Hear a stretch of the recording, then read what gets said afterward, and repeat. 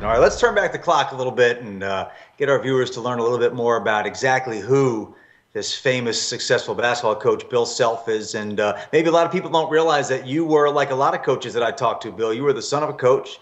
Your father, Bill Sr., was a high school coach, won a state championship in 1965. Yet you never got the chance to play for him. Tell me about his influence on you, and looking back, is it a little bit of a disappointment that you did not get the chance to play for him? Because I know that he moved out of coaching and into more of an administrative role as an educator.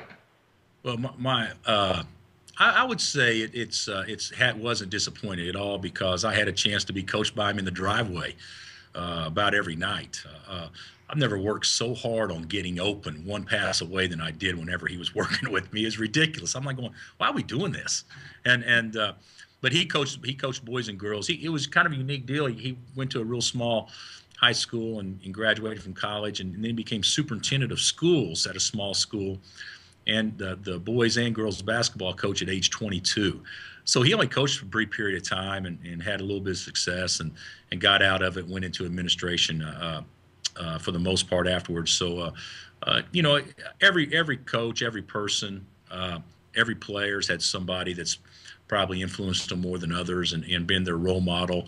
And I've been blessed. I worked for three guys that have been National Coach of the Year: Leonard Hamilton, Eddie Sutton, and of course Larry Brown. And two of the three are Hall of Famers, and the other one's been an NBA head coach. And so, all fabulous and great people to learn under. But you could add all those up together, and I've learned more from my father than I have those three, just because of the time he spent with me and the opportunity to sit across the dinner table from him every night. So I've been really blessed in that regard.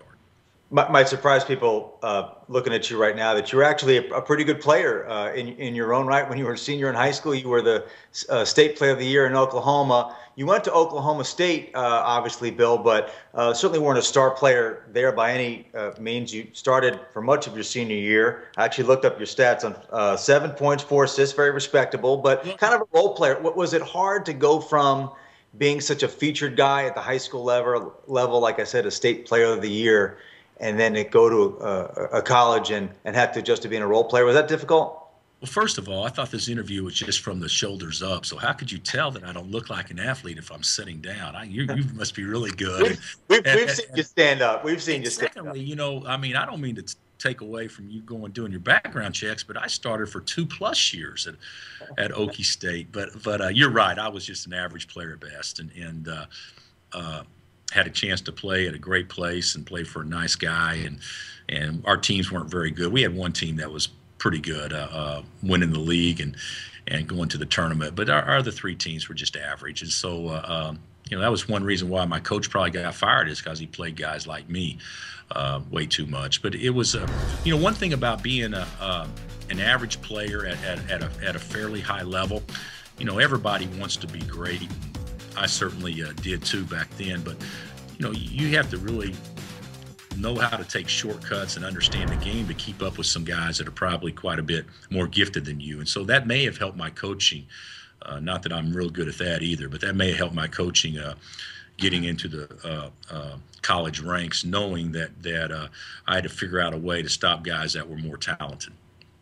Well, it's actually it's a great insight, Bill, because I just interviewed Bill Cowher for this show a little while ago. I think he had a very similar experience in North Carolina State, where he knew that he was playing with guys who were physically better than he was, so he had to mentally figure out a way to make up for that. And I think a lot of guys, if you look around coaching, that's why I look around college basketball. Unlike the NBA, you don't have a lot of guys who are necessarily great players at a high level. So you've got a lot of company there. But going back to your experience at Oklahoma State, both as a player and as assistant coach, you got to spend a lot of time around Henry Iba. I know that he was around the program. This was towards the end of his life. Obviously, he wasn't coaching anymore. But if there's one coach who other coaches revere the most, I've always said it's Henry Iba. They call him Mr. Iba. He was Eddie Sutton's coach and mentor. And you were very proactive. Obviously, you were thinking about going into coaching at the time, very proactive in seeking him out and going into his little office there in the athletic department, spending time with him, picking his brain.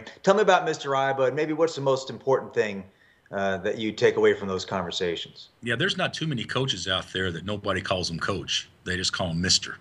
And we in Oklahoma were so familiar with him that I think that we didn't do him justice, and we took him a little bit for granted from a popularity standpoint of what he's meant to the game, because he was just there all the time. Whereas you get outside our region, like you said, he's as revered as any coach that's ever coached the game, and invented passing game. The thing that he taught me, he said two things to me one time, because I was talking to him, and he said, I was talking to him about another coach, how I didn't like what they did and this and that. And he said, son, I want you to always remember this: a broken clock is right twice a day.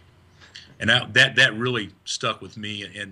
And then there's something else that right after he got back from helping Coach Knight with the Olympics, he would come by the office when Coach Sutton was there, and he said, have you figured it out? And because he wanted me to help him figure out an offense that you run against anything. And there's certain things that had to happen. You had to have the high post always filled, and different things that take place. But he said, why would you teach a team an offense against a 1-3-1, against a 2-3, against a boxing one, against a man, against switching man? Why would you teach different offenses? Why can't we just figure out an offense that we run against everything and get really good at it? And every time I saw him, he always said, have you figured it out yet? And I'm like going, no, how can I figure it out? You can't figure it out. You invented passing games, so how could I figure it out? But it's just one of those things that I always realized that he taught me, probably in that statement, is the more you know, the more you realize you don't know about this game, because it's ever evolving.